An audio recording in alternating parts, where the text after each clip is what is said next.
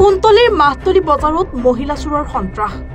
এইবাৰ চোৰৰ target mobile ফোনৰ দোকান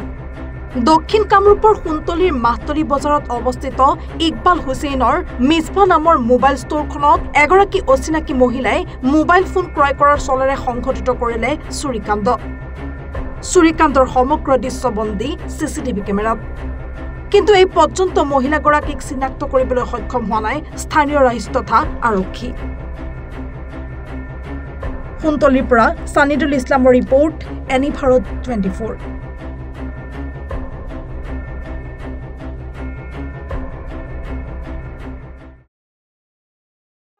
ৰব আপুনি যে এটা অপৰাধ কৰিবলৈ গৈ আছে আপুনি জানে নে এই নাবালিকা গৰাকীক এতিয়াই বিয়াত বহুৱাটো যে এটা অপৰাধ আপুনি জানে নে অপৰাধ কেনেকৈ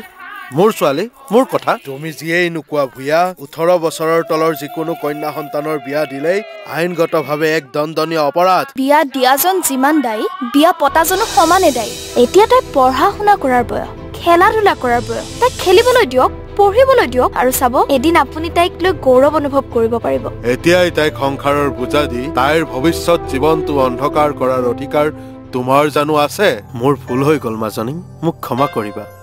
শিক্ষা লৰা ছোৱালী উভয়ৰে প্ৰাপ্য আৰু অধিকাৰ আপোনাৰ কন্যা সন্তানক তাইৰ এই প্ৰাপ্যৰ পৰা বঞ্চিত নকৰাব বাল্য বিবাহ ভাৰতীয় আইনৰ দ্বাৰা বিহিত এক দণ্ডনীয় অপৰাধ এনে অপৰাধ কৰি আপোনাৰ কন্যা সন্তানৰ ভৱিষ্যত অন্ধকাৰৰ মাজলৈ ঠেলি নিদিব